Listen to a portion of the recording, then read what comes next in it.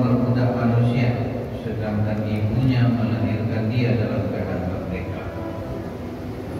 Jadi yang kita ambil itu kata-kata merdeka. Kebetulan ini 8 bulan Agustus. Jadi dalam pemahaman umat, orang itu dikatakan merdeka kalau sudah menerima hak-haknya. Jadi tidak hanya kalau suatu bangsa diperintah oleh bangsanya sendiri lalu merdeka, belum tentu.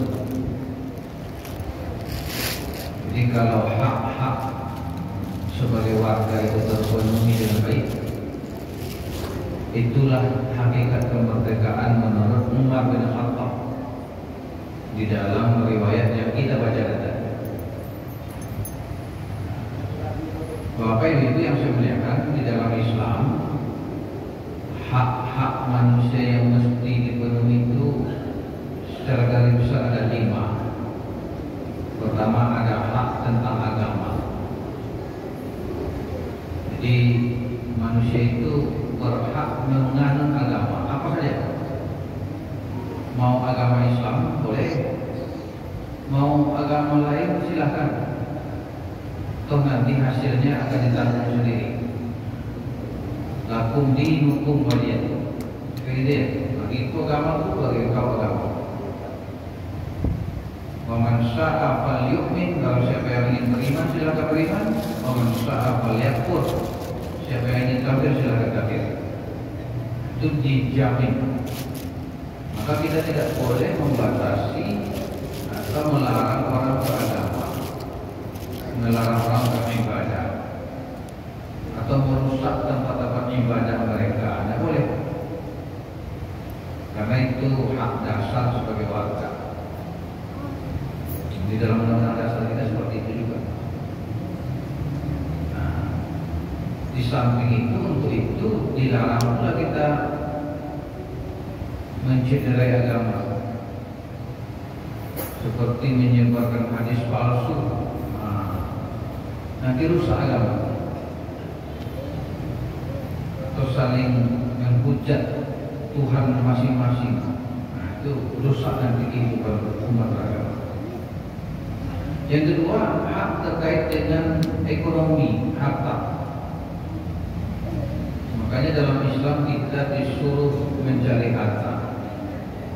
Fa idza qudiyatis shalah fantasiru fil ardh wabtaghu min fadlillah. Jika kamu telah tunaikan sholat, bertebaranlah kamu di muka bumi, cari karunia Allah. Itu perintah supaya hak-hak ekonomi orang itu terpenuhi. Hartanya dilindungi. Kalau sudah dapat harta itu dilindungi, tidak boleh dicuri. Siapa yang mencuri dihukum. Itu bentuk perlindungan. Tidak boleh menipu, memainkan timbangan macam-macam, karena itu merugikan hak orang lain. Dilarang oleh agama. Ada pula hak terkait dengan keturunan, maka disuruh menikah. Fankihu ma taba lakum minan nisa mathna wal thulatha wa ruba'. Nikahilah oleh kamu wanita yang kamu senangi 2 atau 3 atau 4. Fa in khiftum alla ta'dilu fawahidah. Jika kamu tidak mampu beradil, cukup 1 saja. Itu untuk memenuhi hak berketurunan. Nah, supaya ini berjalan dengan baik, suci, bersih, jelas, maka dilarang zina. Karena zina itu mengaburkan keturunan, kotor jadinya, tidak jelas, tidak bertanggung jawab. Hanya diharamkan berzina dalam rangka menjaga hak-hak keturunan tadi. Kemudian adalah hak tentang diri, hak menjaga diri. Diri itu dalam Islam dilindungi. Nafsu, diri kita ini, hifzun nafas, memelihara diri, dilindungi. Hak hidup itu dilindungi. Makanya kalau sudah hamil dilarang digugurkan. Aborsi itu haram. Meskipun usia kehamilan baru seminggu, haram. Kecuali atas nasihat dokter. Kata dokter, ibu kalau ini kandungannya tidak digugurkan, ibu yang meninggal. Kalau itu baru. Karena memelihara nyawa ibu yang sudah dewasa lebih utama dibanding dengan menjaga keselamatan janin yang baru sifatnya calon jadi orang. Tapi kalau tidak ada alasan kesehatan, maka menggugurkan kandungan itu haram. Membunuh diri haram, membunuh orang lain haram. Dilindungi jiwa itu. Disuruh makan yang tempat sehat lima sempurna, makan halal dan thayyibah, halal dan berkualitas, supaya diri kita itu sehat, fisik dan mental. Yang terakhir yang diberi hak, dilindungi hak dalam Islam itu hak terkait dengan akal. Karena yang membedakan kita dengan binatang itu akal. Kalau akal seseorang sudah tidak jalan lagi, apa bedanya dengan binatang? Justru lebih rendah dari binatang. Makanya dilarang, disuruh kita berilmu, menuntut ilmu supaya akalnya tajam. Dilarang minuman keras, narkoba, karena itu merusak akal.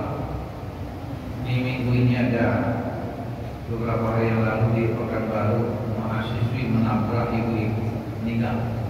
Kenapa menabrak? Sudah minuman keras dia, pakai narkoba, hilang akal. Dan karena itulah maka dilarang. Nah, tapi dikerjakan juga. Kenapa dikerjakan juga? Karena lemah menghadapi godaan.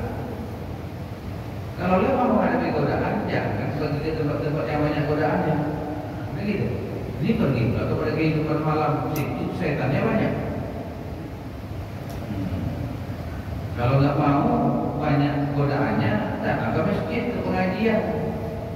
Nah, terdengar azan lari tunggang langgang tuh iblis juga setan. Ini pergi pula ke tempat yang rawan. Nah, itu lagi kan.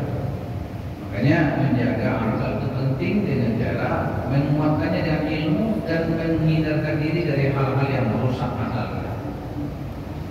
Nah, itulah hakikat kemerdekaan menurut Umar itu, dipenuhi hak-hak pokok yang disebutkan tadi dalam ajaran agama kita. Banyak maaf, terima kasih. Assalamualaikum warahmatullahi wabarakatuh. Waalaikumsalam.